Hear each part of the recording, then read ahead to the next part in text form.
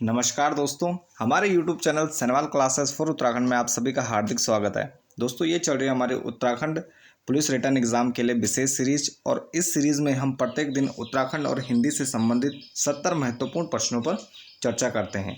तो आइए प्रारंभ करते हैं। आज का पहला प्रश्न हमारा कि उत्तराखंड में सर्वप्रथम प्रागैतिहासिक काल के चित्रों की खोज कब व किसने की थी।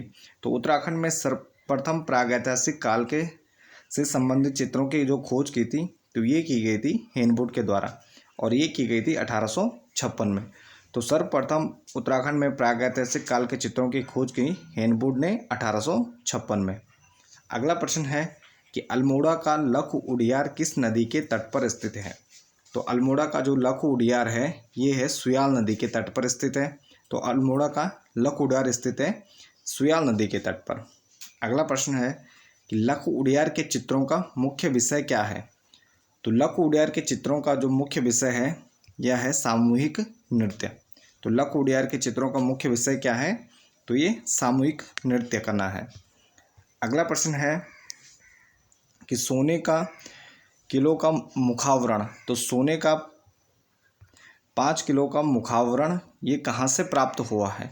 तो सोने का एक मुखावरण प्राप्त हुआ है तो ये प्राप्त हुआ है मलारी गांव का। तो मलारी गांव चमोली में स्थित है। तो मलारी गांव से सोने का मुखावरण प्राप्त हुआ है और ये प्रागैतिहासिक काल से संबंधित है। अगला प्रश्न है कि उत्तराखंड के किस शैलाश्रय से सींगों का मुखौटा पहने मानवाकृति प्राप्त हुई है। तो उत्तराखंड के किस शैलाश्रय से, तो ये सींगों का जो मुखौटा पहने मानवाकृति प्राप्त हुई है ये हुई है हटवाल घोड़ा अल्मोड़ा। तो हटवाल घोड़ा अल्मोड़ा नाम अल्मोड़ा में स्थान है। तो यहाँ से सींगों का मुखौटा पहने हुए मानवाकृति प्राप्त हुई है। अगला प्रश्न है कि ग्वारखिया उडियार को पुरातत्वविदों की नज़रों में लाने का श्रेय किस व्यक्ति को जाता है। तो ग्वारखिया उडियार को पुरातत्वविदों की नज़रों में लाने का जो श्रेय है ये जाता है राकेश भट्ट को और ये चमोली से संबंधित है। अगला प्रश्न है कि स्कंद पुराण में मानस खंड के क्षेत्र को कहाँ से कहाँ तक बताया गया है। तो स्कंद पुराण के मुख्यतः 2 भाग हैं, केदार खंड और मानस खंड। तो केदार खंड में गढ़वाल क्षेत्र का वर्णन है और मानस खंड में कुमाऊं क्षेत्र का। तो मानस खंड के जो क्षेत्र बताया गया है यह काली से नंदा पर्वत के बीच बताया गया है। यानी जो नंदा पर्वत है यह बीच में स्थित है और इसके पश्चिमी ओर है गढ़वाल और पूर्वी ओर है कुमाऊं। तो काली से नंदा पर्वत तक मानस खंड की सीमाएं बताई गई हैं। अगला प्रश्न है किस धर्म के साहित्य में उत्तराखंड के लिए हिमवंत शब्द का प्रयोग किया गया है। तो ये किया गया है, हिमवंत शब्द का जो प्रयोग है ये बौद्ध धर्म के लिए किया गया है। तो हिमवंत शब्द का प्रयोग बौद्ध धर्म के लिए किया गया है पाली ग्रंथों में। अगला प्रश्न है कि अल्मोड़ा के किस प्रसिद्ध मंदिर से पौराणिक समय में यक्षों के निवास की पुष्टि होती है। तो अल्मोड़ा में वह कौन सा मंदिर है, प्रसिद्ध मंदिर है जिसमें यक्षों के निवास की पुष्टि होती है। तो ये है अल्मोड़ा का जाखन देवी मंदिर।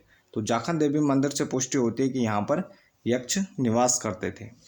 अगला प्रश्न है कि प्रारंभिक कुनिंद शासकों के समय अर्थव्यवस्था में किस प्रणाली का प्रचलन था। तो प्रारंभिक कुनिंद शासकों के समय जब मुद्रा का प्रचलन बहुत कम था तो उस समय वस्तु विनिमय प्रथा का प्रचलन था। तो यानी उस समय मुद्रा की जगह वस्तु का जो स्थानांतरण था वो किया जाता था। तो वस्तु के द्वारा विनिमय किया जाता था। अगला प्रश्न है कि अमोघ भूति प्रकार की मुद्राओं में ब्राह्मी लिपि के साथ किस अन्य लिपि का प्रयोग किया गया है। तो उत्तराखंड में विभिन्न स्थानों से अमोघ भूति प्रकार की मुद्राएं प्राप्त होती हैं जिनमें हमें ब्राह्मी लिपि के साथ खरोष्टी लिपि का भी वर्णन मिलता है। तो इसमें ब्राह्मी लिपि के साथ जो मुद्राएं हैं तो उसमें खरोष्टी लिपि को भी अंकित किया गया है। अगला प्रश्न है कि कुषाणों को उत्तराखंड से बाहर करने वाला राजवंश कौन सा था। तो कुषाणों को उत्तराखंड से बाहर करने वाला राजवंश था यदुया। यदुओं के द्वारा कुषाणों को उत्तराखंड से बाहर किया गया था। अगला प्रश्न है कि उत्तराखंड में नाग जाति के अस्तित्व का पता कब चलता है। तो उत्तराखंड में नाग जाति के अस्तित्व का पता चलता है 6वीं 7वीं सदी ईस्वी में। तो 6वीं 7वीं सदी ईस्वी में यहाँ पर नाग जाति का निवास माना जाता है। अगला प्रश्न है कि उत्तराखंड में नागों की सत्ता किस वंश ने समाप्त की थी? तो उत्तराखंड में नागों की जो सत्ता थी ये वर्धन वंश द्वारा समाप्त की गई थी। अगला प्रश्न है कि हर्षवर्धन के शासनकाल में कन्याकुब्ज नामक राज्य में उसमें कौन सा सामंत नियुक्त किया था? तो हर्षवर्धन के शासनकाल में कन्याकुब्ज नामक जो राज्य था यह हर्षवर्धन के अधीन हो गया था और उन्होंने यहाँ पर यशोवर्मन नामक सामंत नियुक्त किया था। तो कन्याकुब्ज में कौन सा सामंत था? यशोवर्मन नामक सामंत नियुक्त किया गया था। अगला प्रश्न है कि थानेश्वर नरेश हर्षवर्धन का शासनकाल है। तो थानेश्वर नरेश हर्षवर्धन का शासनकाल है 606 ईस्वी से 647 ईस्वी तक। तो 6 से 647 ईस्वी के बीच क्या माना जाता है? हर्षवर्धन का काल माना जाता है। अगला प्रश्न है अवहट्ट भाषा के प्रसिद्ध कवि विद्यापति का प्रसिद्ध ग्रंथ है। तो अवहट्ट भाषा के प्रसिद्ध कवि विद्यापति हैं और इनका जो प्रसिद्ध ग्रंथ है उसका नाम है कीर्तिलता। तो विद्यापति का प्रसिद्ध ग्रंथ कौन सा है? यह है कीर्तिलता। अगला प्रश्न है कि अवहट्ट भाषा का कालखंड माना जाता है। तो 900 से 1100 माना जाता है अवहट्ट भाषा का कालखंड और ये संक्रमणकालीन भाषा है। अगला प्रश्न है कि पौरव वंश के समय राजधानी को क्या कहा जाता था? तो पौरव वंश के समय राजधानी को कहा जाता था कोट। क्या कहा जाता था? कोट कहा जाता था और जो अन्य वंश हैं उसमें हाट कहा जाता था। अगला प्रश्न है कि गरुड़ ज्ञानचंद को ये चंद शासक था। गरुड़ ज्ञानचंद को दिल्ली के किस शासक ने गरुड़ की उपाधि दी थी? तो गरुड़ ज्ञानचंद को दिल्ली के फिरोज शाह तुगलक वंश में फिरोज शाह तुगलक के दरबार में गए थे ज्ञानचंद। तो ज्ञानचंद को गरुड़ की उपाधि देने वाला शासक कौन था? तो ये था फिरोज शाह तुगलक। अगला प्रश्न है कि चंद वंश में कैनी क्या होते थे? तो चंद वंश में कैनी क्या होते थे? ये कृषि दास होते थे। तो जो कृषि से संबंधित दास रहते थे उनको कैनी कहा जाता था। अगला प्रश्न है कुमाऊं का धृतराष्ट्र किस चंद शासक को कहा जाता है? तो कुमाऊं का धृतराष्ट्र कहा जाता है शक्ति गोसाई को। तो कुमाऊं का धृतराष्ट्र किसे कहा जाता है? ये कहा जाता है शक्ति गोसाई। अगला प्रश्न है कि गणपति नाग व रुद्र हिमालय अभिलेख कहाँ से मिले हैं? तो गणपति नाग और रुद्र हिमालय का जो अभिलेख है ये गोपेश्वर अभिलेख से प्राप्त होते हैं। अगला प्रश्न है जागेश्वर में मर्तोला आश्रम की स्थापना किसने की? तो जागेश्वर में मर्तोला आश्रम की स्थापना की माधव आशीष ने। तो माधव आशीष द्वारा जागेश्वर में मर्तोला आश्रम की स्थापना की गई है। अगला प्रश्न है कि स्थायी राजधानी चयन आयोग के अध्यक्ष कौन थे? तो यहाँ पर स्थायी राजधानी जो चयन आयोग था तो ये बीरेंद्र दीक्षित बनाए गए थे इसके अध्यक्ष। तो स्थायी राजधानी चयन आयोग के अध्यक्ष कौन थे? बीरेंद्र दीक्षित। तो इसे दीक्षित आयोग भी कहा जाता है। अगला प्रश्न है कि वानिकी प्रशिक्षण संस्थान कहाँ स्थित है? तो वानिकी प्रशिक्षण संस्थान स्थित है हल्द्वानी नैनीताल में। तो वानिकी प्रशिक्षण संस्थान कहाँ स्थित है? तो ये हल्द्वानी नैनीताल में है। अगला प्रश्न है कि उत्तराखंड में नदी बचाओ आंदोलन किसने चलाया था? तो उत्तराखंड में नदी बचाओ आंदोलन चलाया था सुरेश भाई द्वारा 1991 में। तो 1991 में इनके द्वारा नदी बचाओ आंदोलन चलाया गया था।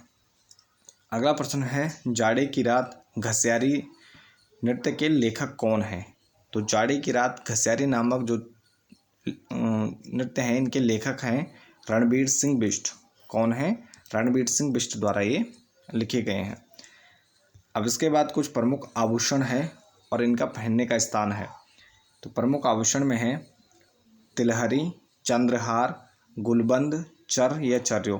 तो ये गले में पहने जाते हैं। हसुला, धगुला, खंडवे और पोछी। हसुला, धगुला, खंडवे और पोछी ये पहने जाते हैं हाथ में। स्यूण शांगल तो ये पहने जाते हैं कंधे में और तगड़ी ये कमर में पहने जाते हैं। अगला प्रश्न है कि अल्मोड़ा को स्वच्छ करने के लिए कौन सा कानून लागू किया गया था? तो अल्मोड़ा को स्वच्छ करने हेतु लोटा कानून नामक कानून बनाया गया था। अगला प्रश्न है कि रूपनौल सौंड बुग्याल कहाँ स्थित है? तो रूपनौल सौंड बुग्याल स्थित है उत्तरकाशी में। तो रूपनौल सौंड बुग्याल कहाँ स्थित है? तो ये स्थित है उत्तरकाशी में। अगला प्रश्न है कि नीलू कठायत किसका सेनापति था? तो नीलू कठाय सेनापति था गरुड़ ज्ञानचंद का। किसका था? गरुड़ ज्ञानचंद। अगला प्रश्न है कि हेमकुंड की खोज किसने की थी? तो हेमकुंड की खोज की थी हवलदार सोहन सिंह द्वारा 1930। और यह कहाँ स्थित है? तो ये चमोली में स्थित है। और यहाँ हेमकुंड में, हेमकुंड के पास क्या है? प्रसिद्ध गुरुद्वारा भी स्थित है। और जो ये हेमकुंड झील है, यहाँ से लक्ष्मण गंगा का उद्गम भी होता है। अगला प्रश्न है तिमुड़िया मेला कहाँ लगता है? तो तिमुड़िया मेला लगता है चमोली में। ये कहाँ लगता है तिमुड़िया मेला? तो ये चमोली में लगता है। अगला प्रश्न है कि कैप्टन रैपर के खोजी दल द्वारा कर्णप्रयाग की खोज कब की गई? तो कैप्टन रैपर के खोजी दल द्वारा कर्णप्रयाग की खोज की गई 1805 में। कब की गई? 1805। अगला प्रश्न है कि भीमताल कहाँ स्थित है? तो भीमताल स्थित है रुद्रप्रयाग में। भीमताल कहाँ स्थित है? तो ये रुद्रप्रयाग में स्थित है। अगला प्रश्न है कि सबसे कम अनुसूचित जाति वाला जिला? तो सबसे कम एसटी जनजाति वाला जिला, तो यानी सबसे कम अनुसूचित जनजाति वाले एसटी वाला जिला है, तो ये है चंपावत। सबसे कम एसटी कहाँ है? चंपावत में। अगला प्रश्न है कि 5वीं विधानसभा में कुल कितने प्रतिशत मतदान हुआ? तो 5वीं विधानसभा में वर्तमान में 2022 में जो चुनाव हुए थे, इसमें कुल 65.37% कुल मतदान हुआ। अगला प्रश्न है कि जो वर्तमान में मुख्यमंत्री हैं पुष्कर सिंह धामी, तो इन्होंने उपचुनाव कहाँ से जीता? तो इन्होंने जीता है चंपावत से। कहाँ से जीता है? चंपावत। अगला प्रश्न है प्रथम महिला देवभूमि द्रोणाचार्य पुरस्कार प्राप्त करने वाली महिला? तो ये हैं रेणु घोले। और ये क्या है? एथलीट हैं। अगला प्रश्न है पहली महिला देवभूमि खेल रत्न पुरस्कार से सम्मानित? तो उत्तराखंड की पहली ऐसी महिला जिनको देवभूमि खेल रत्न पुरस्कार से सम्मानित किया गया है, तो यह है एकता बिष्ट 2017 में। और इनका संबंध है क्रिकेट से। अगला प्रश्न है कि किस पंवार शासक ने स्वयं अपनी मुद्राएं चलाई थी सर्वप्रथम? तो सर्वप्रथम हमें लखनदेव नामक पंवार शासक की मुद्राएं प्राप्त होती हैं। नेक्स्ट क्वेश्चन है कि गौरजिया देवी का मंदिर कहाँ स्थित है? गौरजिया देवी का मंदिर स्थित है कोशी के तट पर रामनगर नैनीताल में। अगला प्रश्न है कि जौलजेबी मेला किन दो नदियों के संगम पर लगता है? तो जौलजेबी मेला लगता है पिथौरागढ़ में। और यहाँ पर संगम होता है काली एवं गोरी नदियों का। तो काली एवं गोरी नदी का संगम होता है जौलजेबी में, और इसके तट पर ही जौलजेबी का प्रसिद्ध मेला लगता है। अगला प्रश्न है कि उत्तराखंड में आकाशवाणी केंद्रों की संख्या है? तो उत्तराखंड में आकाशवाणी केंद्रों की जो संख्या है ये 2 हैं। पौड़ी और अल्मोड़ा से ये आकाशवाणी केंद्र ये बनाए गए हैं। अगला प्रश्न है कि द्वितीय रैमन मैग्सेसे पुरस्कार प्राप्त करता है? तो उत्तराखंड में द्वितीय रैमन मैग्सेसे पुरस्कार प्राप्त करता है दीप जोशी, और इनको दिया गया 2009 में। अगला प्रश्न है कि किस चंद राजा के काल में विद्वानों ने स्वर्ण काल की संज्ञा दी है? तो किस चंद शासक के काल को विद्वानों ने स्वर्ण काल की संज्ञा दी है? ये है जगत चंद। तो जगत चंद के काल को विद्वानों ने स्वर्ण काल की संज्ञा दी है। अगला प्रश्न है कि मूर्तियों का भंडार? तो मूर्तियों का भंडार कहा जाता है लाखामंडल, और ये स्थित है देहरादून में। नेक्स्ट क्वेश्चन है कि अशोक चल का गोपेश्वर त्रिशूल लेख किस तिथि का है? तो अशोक चल का जो गोपेश्वर त्रिशूल लेख हमें प्राप्त होता है ये है 1192 ईस्वी का। तो 1192 ईस्वी का है गोपेश्वर का त्रिशूल लेख। अगला प्रश्न है कि गणेश की मूर्ति हरे पत्थर में कहाँ स्थित है? तो गणेश की मूर्ति हरे पत्थर में स्थित है कैलवा विनायक में। कहाँ स्थित है? कैलवा विनायक। तो ये हमारे उत्तराखंड के 50 महत्वपूर्ण प्रश्न थे। इसके बाद हिंदी से संबंधित 20 महत्वपूर्ण प्रश्न हैं। पहला है संचारी भावों की कुल संख्या होती है? तो संचारी भावों की कुल संख्या होती है 33। कितनी होती है? 33 कुल संचारी भाव होते हैं। अगला प्रश्न है कि अनुभाव के कितने भेद होते हैं? तो अनुभाव के 4 भेद होते हैं। कायिक, वाचिक, आहार्य और सात्विक क्या होते हैं? ये 4 प्रकार के अनुभाव होते हैं। अगला प्रश्न है कि सात्विक अनुभाव के कितने भेद होते हैं? तो सात्विक अनुभाव के होते हैं 8 भेद। कितने होते हैं? 8 भेद होते हैं। अगला प्रश्न है नाटक में किस रस को नहीं गिना जाता है? तो नाटक में शांत रस को नहीं गिना जाता है। तो नाटक में किस रस को नहीं गिना जाता है? तो ये शांत रस को नहीं गिना जाता है। अगला प्रश्न है रसों की कुल संख्या मानी जाती है? तो सामान्यतः रसों की संख्या मानी जाती है 8। 9 मानी जाती है, सामान्यतः रसों की संख्या 9 मानी जाती है, और नाटक में माने जाते हैं 8 रस। तो नाटक में 8 रस माने जाते हैं और वैसे सामान्यतः रसों की संख्या 9 मानी जाती है। अगला प्रश्न है, तिलक लगाने के लिए जिस अन्न का प्रयोग किया जाता है उसे कहा जाता है अक्षत। तो तिलक लगाने के लिए जिस अन्न का प्रयोग करते हैं उसे अक्षत के नाम से जाना जाता है। अगला प्रश्न है, गेहूं का तत्सम रूप है। तो गेहूं का तत्सम रूप क्या है? गोधूम। तो ये क्या है? गेहूं का तत्सम रूप गोधूम। अगला प्रश्न है, जो युद्ध में स्थिर रहता है तो उसे कहा जाता है युधिष्ठिर।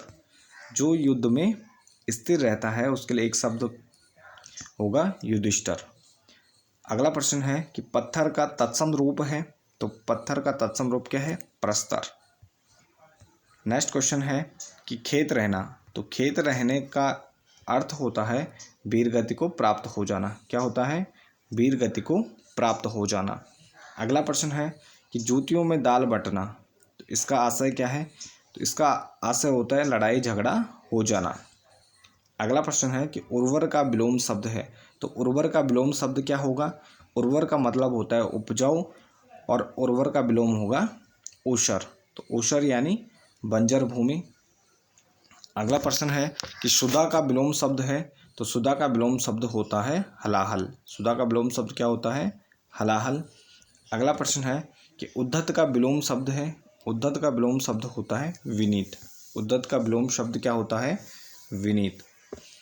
नेक्स्ट क्वेश्चन है कि जिस समास में अर्थ की दृष्टि से उत्तर पद प्रधान हो और पूर्व पद क्या हो? गौण हो, तो उसे कहते हैं, तो उसे कहा जाता है तत्पुरुष समास। क्या कहा जाता है?